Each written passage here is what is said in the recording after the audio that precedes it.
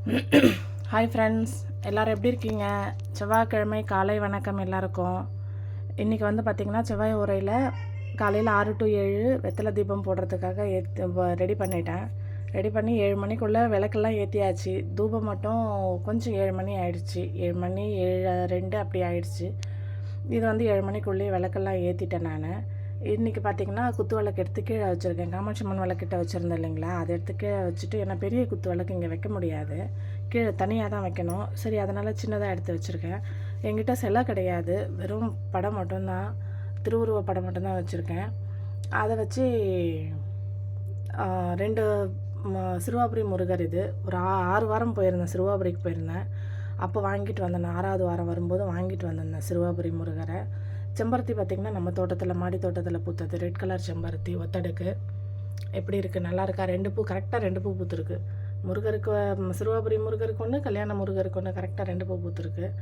அடுத்தது ஓம் விளக்கு ஏற்றிருக்கேன். பிரசாதமாக காஞ்ச திராட்சை வச்சுருக்கேன்.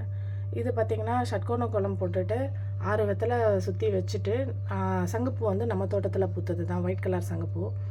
நடுவில் ஒரே ஒரு அகல் மட்டும் வச்சுருக்கேன். 6 விளக்கு லைனாகவும் வைக்கலாம், 6 வெத்தலை வச்சுட்டு 6 விளக்கும் வைக்கலாம். நான் ஒரே ஒரு விளக்கு மட்டும் வச்சுருக்கேன்.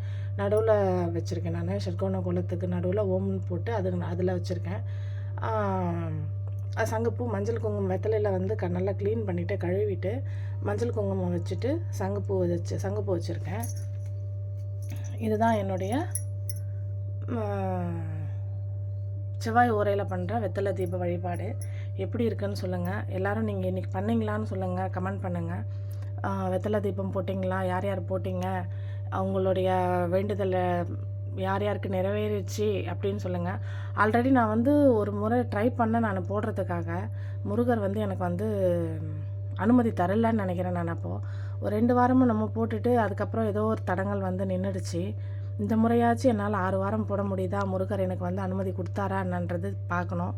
நான் எனக்கு வந்து ஒத்துழைப்பு தரணும்னு நினைக்கிறேன். அவர் எனக்கு போடுறதுக்கான அனுமதி கொடுத்துருக்குறாருன்னு நினச்சி தான் நான் இன்றைக்கி போட ஆரம்பிச்சிருக்கேன். இதுதான் என்னுடைய முதல் வாரம். நீங்கள் என்ன எப்படி இருக்குன்னு சொல்லுங்கள். இதில் வேறு என்ன பண்ணலான்னு சொல்லுங்கள். ஓகே ஃப்ரெண்ட்ஸ், அடுத்த வாரம் பார்க்கலாம். அடுத்த வீடியோவில் பார்க்கலாம். ஓகேங்களா? சரி, வச்சிடறேன் ஃப்ரெண்ட்ஸ்.